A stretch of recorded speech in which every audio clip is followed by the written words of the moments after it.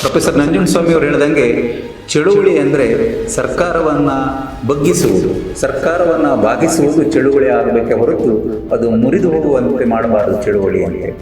ಅದು ಮುರಿದು ಹೋಗುವುದರಿಂದ ರೈತರಿಗೆ ನಾವು ನ್ಯಾಯವನ್ನು ಒದಗಿಸಿಕೊಡೋಕ್ಕೆ ಆಗದಿರೋದಿಲ್ಲ.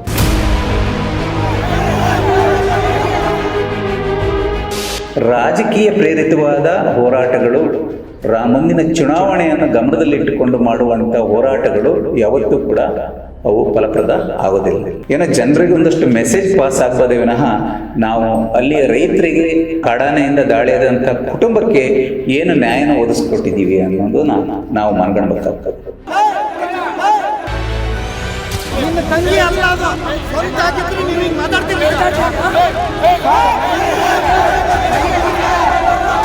ನಮ್ಮ ಮಲೆನಾಡಿಗೆ ಅಭಯಾರಣ್ಯ, ಭದ್ರಾ ಹುಲಿ ಯೋಜನೆ, ಇಂಥ ಯೋಜನೆಗಳು ಬಂದಂಥ ಸಂದರ್ಭದಲ್ಲಿ ಪ್ರಾಣಿಗಳು ಈಗ ಸುಗಮವಾಗಿ ಓಡಾಡ್ತಿದ್ದಾವೆ. ಎಲ್ಲಿ ಓಡಾಡ್ತಿದ್ದಾವೆ? ರೈತರ ಹೊಲಗದ್ದೆಗಳಲ್ಲಿ, ತೋಟಗಳಲ್ಲಿ ಓಡಾಡ್ತಾ ಇದ್ದಾವೆ. ಇವೆಲ್ಲ ಪ್ರಾಣಿಗಳ ಒಂದು ಕಂಟ್ರೋಲ್ ಯಾರಿಗೆ ಬರುತ್ತೆ ಅಂದರೆ ಕೇಂದ್ರದ ವನ್ಯಜೀವಿ ಮಂಡಳಿಯ ಈ ಕರ್ನಾಟಕ ರಾಜ್ಯದ ಒಬ್ಬ ವಾರ್ಡನ್, ಚೀಫ್ ವಾರ್ಡನ್ಗೆ ಬರುತ್ತೆ. ಅವ್ರ ಕಂಟ್ರೋಲಲ್ಲಿ ಇದು ಬರುತ್ತೆ. ಅವರು ಅವ್ರ ವ್ಯಾಪ್ತಿಯನ್ನು ಬಿಟ್ಟು ಹೋದಾಗ ವಾರ್ಡನ್ ಏನು ಮಾಡಬೇಕು, ಅಧಿಕಾರಿಗಳು ಏನು ಮಾಡಬೇಕು ಅನ್ನೋದು ಕೂಡ ಸರ್ಕಾರ ಹಾಗೂ ಕೇಂದ್ರ ಸರ್ಕಾರಕ್ಕೆ ಸಂಬಂಧಪಟ್ಟಂಥ ವಿಚಾರ. ಇಲ್ಲಿ ಯಾರಾದ್ರೂ ನಮ್ಮ ಕ್ಷೇತ್ರದಲ್ಲಿ ಸಂಸದರು ಯಾಕೆ ಯಾವ ಹೋರಾಟದಲ್ಲಿ ಬಂದು ಭಾಗಿಯಾಗಿಲ್ಲ? ಯಾಕೆ ಇಲ್ಲಿ ಕೂಡ ಆನೆ ತುಳಿದು ಸತ್ತಂತ ಸಂದರ್ಭದಲ್ಲಿ ಪ್ರತಿಭಟನೆಗಳಲ್ಲಿ ಭಾಗಿಯಾಗಿಲ್ಲ?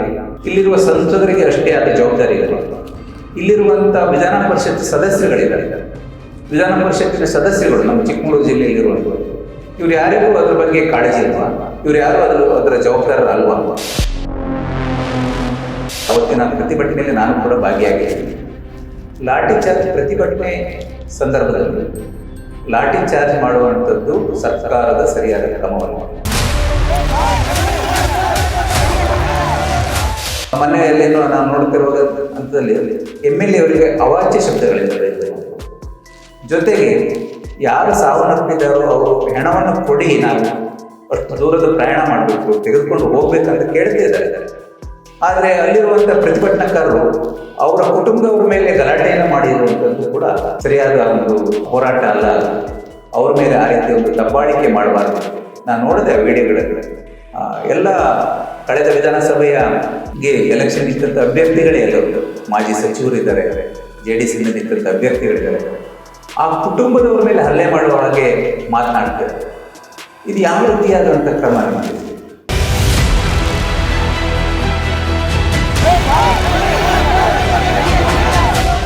ಮೊನ್ನೆ ಶೃಂಗೇರಿ ಕ್ಷೇತ್ರದಲ್ಲಿ ಆನೆ ದಾಳಿ ನಡೆದಂಥ ಸಂದರ್ಭದಲ್ಲಿ ಪ್ರತಿಭಟನೆಗಳು ಮತ್ತು ಅಲ್ಲಿ ಆದಂಥ ಕೆಲವಷ್ಟು ಅವಘಡಗಳನ್ನು ನಾವು ಗಮನಿಸಿದ್ದೀವಿ.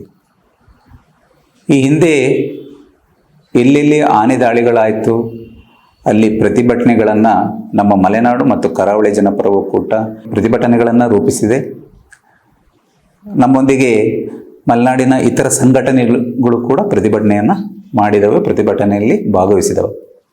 ಹಾಗಾಗಿ ಮೊನ್ನೆ ನಡೆದಂಥ ಪ್ರತಿಭಟನೆಯನ್ನು, ಚಳುವಳಿಯನ್ನು ಮಲೆನಾಡು ಕರಾವಳಿ ಜನಪರ ಒಕ್ಕೂಟ ಬೆಂಬಲಿಸುತ್ತೆ, ಜೊತೆಗೆ ಚಳುವಳಿಯಲ್ಲೂ ಕೂಡ ಭಾಗವಹಿಸುತ್ತೆ. ಇಲ್ಲಿ ಮುಖ್ಯವಾದ ವಿಚಾರವನ್ನು ನಾವು ಗಮನಿಸಬೇಕಾದ ವಿಚಾರ ಏನಂದರೆ, ಮೊನ್ನೆ ನಡೆದಂತಹ ಚಳುವಳಿಯಲ್ಲಿ ಈ ಹಿಂದೆ ಎಲ್ಲೆಲ್ಲಿ ಆನೆ ದಾಳಿಯಿಂದ ಮೃತಪಟ್ಟಿದ್ದಾರೋ ಅಲ್ಲಿ ಎಲ್ಲ ಕಡೆಯೂ ಕೂಡ ಸ್ಥಳೀಯ ಪ್ರತಿನಿಧಿಯಾಗಿ ಮಾನ್ಯ ಶಾಸಕರಾದ ಶ್ರೀ TD ರಾಜೇಗೌಡರು ಬಂದು ಭಾಗವಹಿಸಿದ್ದಾರೆ. ಆ ಕುಟುಂಬಗಳಿಗೆ ಸಾಂತ್ವನವನ್ನು ಹೇಳಿದ್ದಾರೆ, ಅವರು ಕೈಲಾದಷ್ಟು ಹಣವನ್ನು ಕೊಟ್ಟಿದ್ದಾರೆ. ಜೊತೆಗೆ ಪ್ರತಿಭಟನಾಕಾರರ ಜೊತೆ ಅವರು ನಿಂತಿದ್ದಾರೆ, ಪ್ರತಿಭಟನೆಯಲ್ಲೂ ಕೂಡ ಭಾಗವಹಿಸಿದ್ದಾರೆ. ಒಬ್ಬ ಶಾಸಕನಾಗಿ ಪ್ರತಿಭಟನೆಯಲ್ಲೂ ಕೂಡ ಭಾಗವಹಿಸಿ ಜೊತೆಲಿ ನಿಂತಹ ಸಂದರ್ಭದಲ್ಲಿ ಪ್ರತಿಭಟನೆ ಮಾಡ್ತಿರುವಂಥ ನಾವುಗಳು, ಚಳುವಳಿಯನ್ನು ಮಾಡ್ತಿರುವಂಥ ನಾವು ಶಾಸಕರ ಮೇಲೆ ಧಿಕ್ಕಾರವನ್ನು ಕೂಗುವಂಥದ್ದು ಅಥವಾ ಅವಾಚ್ಯ ಶಬ್ದಗಳಿಂದ ಬೈಯುವಂಥದ್ದು ಸರಿಯಾದ ಕ್ರಮವಲ್ಲ. ಇದು ಚಳುವಳಿಯ ಕ್ರಮವಲ್ಲ. ಯಾಕಂದರೆ ಪ್ರತಿಭಟನೆಯನ್ನು ಬೆಂಬಲಿಸಿ ಅವ್ರು ಬಂದು ನಿಂತಿದ್ದಾರೆ. ಅವರು ಸರ್ಕಾರದ ಗಮನಕ್ಕೆ ಹೋಗಲಿ, ಸರ್ಕಾರ ಇನ್ನಷ್ಟು ಬೇಗ ಕೆಲವಷ್ಟು ಯೋಜನೆಗಳನ್ನು, ಪರಿಹಾರದ ಕ್ರಮಗಳನ್ನು ರೂಪಿಸಲಿ ಅನ್ನೋದು ಅವ್ರದ್ದು ಉದ್ದೇಶ ಆಗಿತ್ತು. ನಾನು ಒಬ್ಬ ಹೋರಾಟಗಾರನಾಗಿ ಯಾಕೆ ಈ ಮಾತನ್ನು ಹೇಳ್ತೀನಿ ಅಂದರೆ, ಯಾವುದೇ ಒಂದು ಚಳುವಳಿಗಳು, ಹೋರಾಟಗಳು ನಡೆಯಬೇಕಾದ್ರೆ ಅದು ಅಲ್ಲಿ ಮುರಿದು ಹೋಗಬಾರ್ದು. ಹೋರಾಟಗಳು, ಚಳುವಳಿ ಮುರಿದು ಹೋಗಬಾರ್ದು. ಪ್ರೊಫೆಸರ್ ನಂಜುಂಡಸ್ವಾಮಿ ಅವರು ಹೇಳ್ದಂಗೆ ಚಳುವಳಿ ಅಂದರೆ ಸರ್ಕಾರವನ್ನು ಬಗ್ಗಿಸುವುದು, ಸರ್ಕಾರವನ್ನು ಬಾಗಿಸುವುದು ಚಳುವಳಿ ಆಗಬೇಕೆ ಹೊರತು ಅದು ಮುರಿದು ಹೋಗುವಂತೆ ಮಾಡಬಾರದು ಚಳುವಳಿ ಅಂತೇಳಿ. ಅದು ಮುರಿದು ಹೋಗುವುದರಿಂದ ರೈತರಿಗೆ ನಾವು ನ್ಯಾಯವನ್ನು ಒದಗಿಸ್ಕೊಡೋಕ್ಕೆ ಆಗೋದಿಲ್ಲ. ಮೊನ್ನೆ ನಾನು ಸೂಕ್ಷ್ಮವಾಗಿ ಗಮನಿಸಿದ ಈ ವಿಚಾರದಲ್ಲಿ, ಪ್ರತಿಭಟನೆ ವಿಚಾರದಲ್ಲಿ, ರಾಜಕೀಯ ಪ್ರೇರಿತವಾದ ಹೋರಾಟಗಳು, ಮುಂದಿನ ಚುನಾವಣೆಯನ್ನು ಗಮನದಲ್ಲಿಟ್ಟುಕೊಂಡು ಮಾಡುವಂಥ ಹೋರಾಟಗಳು ಯಾವತ್ತೂ ಕೂಡ ಅವು ಫಲಪ್ರದ ಆಗೋದಿಲ್ಲ. ಏನೋ ಜನರಿಗೆ ಒಂದಷ್ಟು ಮೆಸೇಜ್ ಪಾಸ್ ಆಗ್ಬೋದೇ ವಿನಃ ನಾವು ಅಲ್ಲಿ ರೈತರಿಗೆ ಕಾಡಾನೆಯಿಂದ ದಾಳಿಯಾದಂಥ ಕುಟುಂಬಕ್ಕೆ ಏನು ನ್ಯಾಯನ ಒದಗಿಸ್ಕೊಟ್ಟಿದ್ದೀವಿ ಅನ್ನೋದನ್ನ ನಾವು ಮನಗಣಬೇಕಾಗ್ತದೆ. ಇಲ್ಲಿ ಒಂದು ಸ್ಪಷ್ಟವಾದ ವಿಚಾರ ಏನಂದರೆ, ನಮ್ಮ ಮಲೆನಾಡಿಗೆ ಅಭಯಾರಣ್ಯ, ಭದ್ರಾ ಹುಲಿ ಯೋಜನೆ, ಇಂಥ ಯೋಜನೆಗಳು ಬಂದಂಥ ಸಂದರ್ಭದಲ್ಲಿ ಪ್ರಾಣಿಗಳು ಒಂದು ಸುಗಮವಾಗಿ ಓಡಾಡ್ತವೆ ಅಂತೇಳಿ ನಾವೆಲ್ಲ ಮಾತನಾಡ್ಕೊಂಡಿದ್ದು. ಪ್ರಾಣಿಗಳು ಈಗ ಸುಗಮವಾಗಿ ಓಡಾಡ್ತಿದ್ದಾವೆ. ಎಲ್ಲಿ ಓಡಾಡ್ತಿದ್ದಾವೆ? ರೈತರ ಹೊಲಗದ್ದೆಗಳಲ್ಲಿ, ತೋಟಗಳಲ್ಲಿ ಓಡಾಡ್ತಾ ಇದ್ದಾವೆ.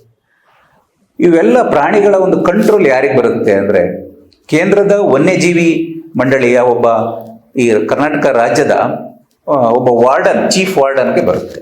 ಅವ್ರ ಕಂಟ್ರೋಲಲ್ಲಿ ಇದು ಬರುತ್ತೆ. ಅವ್ರ ವ್ಯಾಪ್ತಿಯನ್ನು ಬಿಟ್ಟು ಹೋದಾಗ ವಾರ್ಡನ್ ಏನು ಮಾಡಬೇಕು, ಅಧಿಕಾರಿಗಳು ಏನು ಮಾಡಬೇಕು ಅನ್ನೋದು ಕೂಡ ಸರ್ಕಾರ ಹಾಗೂ ಕೇಂದ್ರ ಸರ್ಕಾರಕ್ಕೆ ಸಂಬಂಧಪಟ್ಟಂಥ ವಿಚಾರ. ಇಲ್ಲಿ ನಾವು ಎಲ್ಲ ಸಂದರ್ಭಗಳಲ್ಲೂ ಒಬ್ಬ ಶಾಸಕನಾಗಿ ಹೋರಾಟದ ಭಾಗವಾಗಿ ಬಂದಿತ್ತು, ಹೋರಾಟದ ಜೊತೆಯಲ್ಲಿದ್ದು ಎಲ್ಲ ಸಹಕಾರವನ್ನು ಕೊಡ್ತಿರುವಂಥ ಸಂದರ್ಭದಲ್ಲಿ ರಾಜೇಗೌಡರು ಒಬ್ಬರನ್ನೇ ಬ್ಲೇಮ್ ಮಾಡುವಂಥದ್ದು, ಅವರೊಬ್ಬರ ಮೇಲೆ ನಾವು ಅಪರಾಧಿ ಅನ್ನುವಂಥ ಸ್ಥಿತಿಯಲ್ಲಿ ಮಾತನಾಡೋದು ಸರಿಯಲ್ಲ. ನಾನು ಯಾರೋ BJP ಒಬ್ಬ ಜಿಲ್ಲಾ ಮುಖಂಡನ ಹೇಳಿಕೆಯನ್ನು ನಿನ್ನೆ ಕೇಳಿಸ್ಕೊಂಡೆ, ರಾಜೇಗೌಡ ಮಾಡಿರುವಂಥ ಕೊಲೆ ಅಂತ ಹೇಳಿ. ಆ ರೀತಿ ಮಾತನಾಡಬಾರ್ದು. ಇದು ಯಾರು ಮಾಡಿರುವಂಥ ಕೊಲೆ ಅಲ್ಲ. ನಾವು ಯಾರ ಮೇಲೆ ಕೂಡ ಹಾಕುವಂಥ ಸಂದರ್ಭದಲ್ಲಿಲ್ಲ. ಎಲ್ಲ ಒಗ್ಗಟ್ಟಾಗಿ ಹೋರಾಟವನ್ನು ಮಾಡಬೇಕಾಗ್ತದೆ. ಇಲ್ಲಿ ಹಾಗಾದ್ರೆ ನಮ್ಮ ಕ್ಷೇತ್ರದಲ್ಲಿ ಸಂಸದರು ಯಾಕೆ ಯಾವ ಹೋರಾಟದಲ್ಲಿ ಬಂದು ಭಾಗಿಯಾಗಿಲ್ಲ? ಯಾಕೆ ಅವ್ರು ಎಲ್ಲಿ ಕೂಡ ಆನೆ ತುಳಿದು ಸತ್ತಂತ ಸಂದರ್ಭದಲ್ಲಿ ಪ್ರತಿಭಟನೆಗಳಲ್ಲಿ ಭಾಗಿಯಾಗಿಲ್ಲ? ಇಲ್ಲಿರುವ ಸಂಸದರಿಗೆ ಅಷ್ಟೇ ಆದ ಜವಾಬ್ದಾರಿ ಇಲ್ವಾ? ಇಲ್ಲಿರುವಂಥ ವಿಧಾನ ಪರಿಷತ್ ಸದಸ್ಯರುಗಳಿದ್ದಾರೆ. ವಿಧಾನ ಪರಿಷತ್ತಿನ ಸದಸ್ಯರುಗಳು ನಮ್ಮ ಚಿಕ್ಕಮಗಳೂರು ಜಿಲ್ಲೆಯಲ್ಲಿರುವಂಥವ್ರು. ಇವ್ರು ಯಾರಿಗೂ ಅದ್ರ ಬಗ್ಗೆ ಕಾಳಜಿ ಇಲ್ವಾ? ಇವ್ರು ಯಾರು ಅದರ ಜವಾಬ್ದಾರರು ಅಲ್ವಾ? ಹಾಗಾಗಿ ಒಬ್ಬ ವ್ಯಕ್ತಿಯನ್ನ ದೂಷಣೆ ಮಾಡುವಂಥದ್ದು ಸರಿಯಾದ ಕ್ರಮ ಅಲ್ಲ. ನಾವು ಎಲ್ಲರೂ ಮೇಲೆ ಒತ್ತಡವನ್ನು ತರಬೇಕಾಗ್ತದೆ. ಮೊನ್ನೆ ಲಾಠಿ ಚಾರ್ಜ್ ವಿಚಾರ ಎಲ್ಲ ನಾನು ನೋಡಿದೆ. ಯಾಕಂದರೆ ಅವತ್ತಿನ ಪ್ರತಿಭಟನೆಯಲ್ಲಿ ನಾನು ಕೂಡ ಭಾಗಿಯಾಗಿದ್ದೆ. ಲಾಠಿ ಚಾರ್ಜ್ ಪ್ರತಿಭಟನೆ ಸಂದರ್ಭದಲ್ಲಿ ಲಾಠಿ ಚಾರ್ಜ್ ಮಾಡುವಂಥದ್ದು ಸರ್ಕಾರದ ಸರಿಯಾದ ಕ್ರಮವಲ್ಲ. ಅದನ್ನು ನಾನು ಸಂಪೂರ್ಣವಾಗಿ ವಿರೋಧ ಮಾಡ್ತೇನೆ. ಆದರೆ ಲಾಠಿ ಚಾರ್ಜ್ ಆಗುವಂತೆ ಕೂಡ ನಾವು ಪ್ರತಿಭಟನಾಕಾರರು ಎಚ್ಚರ ವಹಿಸಿ ಪ್ರತಿಭಟನೆಯನ್ನು ಮಾಡಬೇಕಾಗ್ತದೆ. ಲಾಠಿ ಚಾರ್ಜ್ ಆಗುವಂಥ ಸನ್ನಿವೇಶಗಳನ್ನು ತಪ್ಪಿಸಿಬಿಟ್ಟು ನಾವು ಒಂದು ಸೌಹಾರ್ದವಾದ ಪ್ರತಿಭಟನೆಯನ್ನು ರೂಪಿಸಬೇಕಾಗ್ತದೆ. ಮನೆಯಲ್ಲೇನೋ ನಾನು ನೋಡ್ತಿರುವ ಹಂತದಲ್ಲಿ MLA ಅವರಿಗೆ ಅವಾಚ್ಯ ಶಬ್ದಗಳಿಂದ ಬೈದಿರುವಂಥದ್ದು.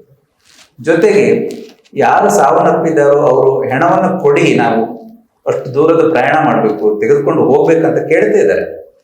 ಆದರೆ ಅಲ್ಲಿರುವಂಥ ಪ್ರತಿಭಟನಾಕಾರರು ಅವರ ಕುಟುಂಬದವರ ಮೇಲೆ ಗಲಾಟೆಯನ್ನು ಮಾಡಿರುವಂಥದ್ದು ಕೂಡ ಸರಿಯಾದ ಒಂದು ಹೋರಾಟ ಅಲ್ಲ. ಅವ್ರ ಮೇಲೆ ಆ ರೀತಿ ಒಂದು ದಬ್ಬಾಳಿಕೆ ಮಾಡಬಾರ್ದಿತ್ತು. ನಾನು ನೋಡಿದೆ ಆ ವಿಡಿಯೋಗಳಲ್ಲಿ. ಎಲ್ಲ ಕಳೆದ ವಿಧಾನಸಭೆಗೆ ಎಲೆಕ್ಷನ್ ನಿಂತಂಥ ಅಭ್ಯರ್ಥಿಗಳೇ ಎಲ್ಲರೂ ಮಾಜಿ ಸಚಿವರಿದ್ದಾರೆ, JDS ಇಂದ ನಿಂತಂಥ ಅಭ್ಯರ್ಥಿಗಳಿದ್ದಾರೆ. ಆ ಕುಟುಂಬದವ್ರ ಮೇಲೆ ಹಲ್ಲೆ ಮಾಡುವ ಹಾಗೆ ಮಾತನಾಡ್ತಿದ್ದಾರೆ. ಇದು ಯಾವ ರೀತಿಯಾದಂಥ ಕ್ರಮ ನಿಮಗೆ?